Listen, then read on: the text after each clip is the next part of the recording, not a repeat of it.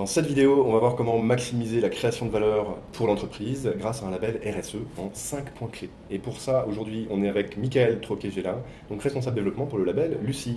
Bonjour.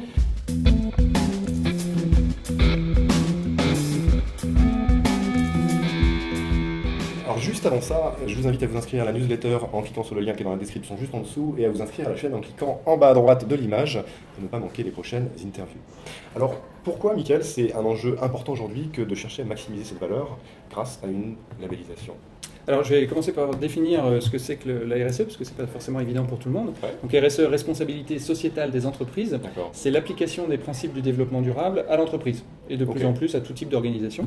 Qu'est-ce que ça veut dire ? Ça veut dire tout simplement organiser et mener son activité de la façon la plus responsable possible, dans le respect des gens et de l'environnement. Alors donc il y a un besoin de se faire identifier comme une organisation responsable, d'en apporter la preuve, et pour ça effectivement les labels sont une clé qui permettent d'assurer justement cette identification et cette preuve. Oui, exactement, ça permet vraiment de se faire reconnaître comme une organisation responsable, et c'est un facteur de différenciation important. D'accord. Alors juste avant de vous parler des étapes clés pour mettre en place une démarche de labellisation, on va parler des bénéfices que vous pouvez en tirer, parce qu'ils sont quand même assez importants.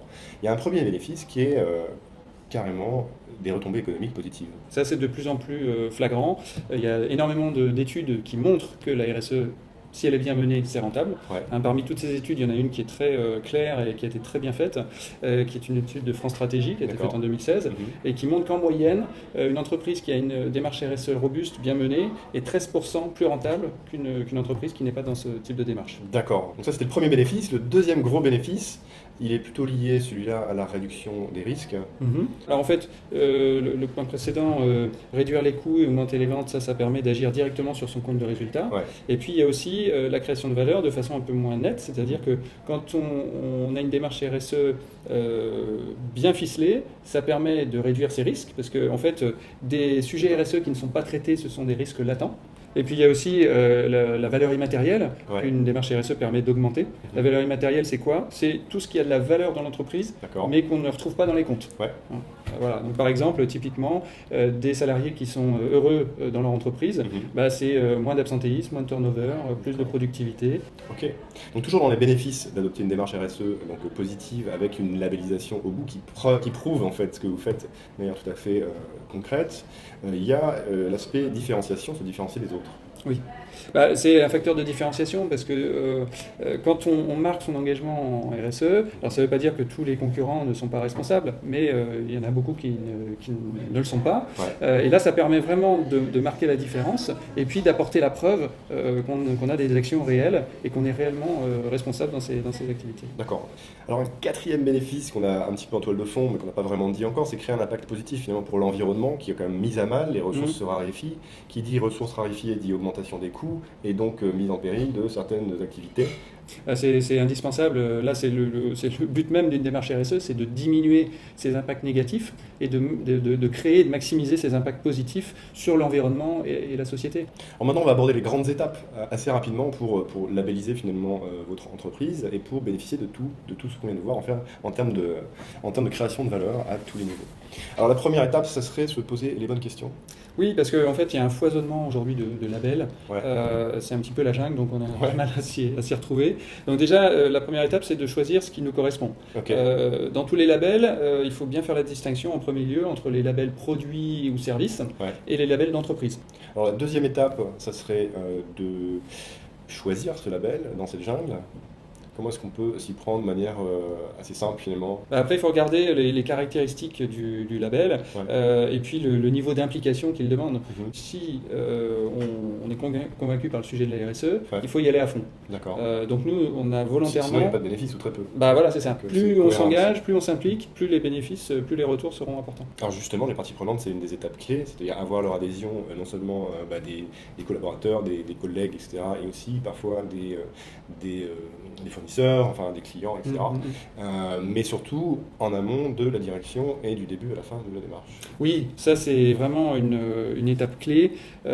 C'est pas une condition suffisante, mais c'est une condition qui est absolument nécessaire d'avoir l'adhésion de la direction sur le projet RSE de l'entreprise.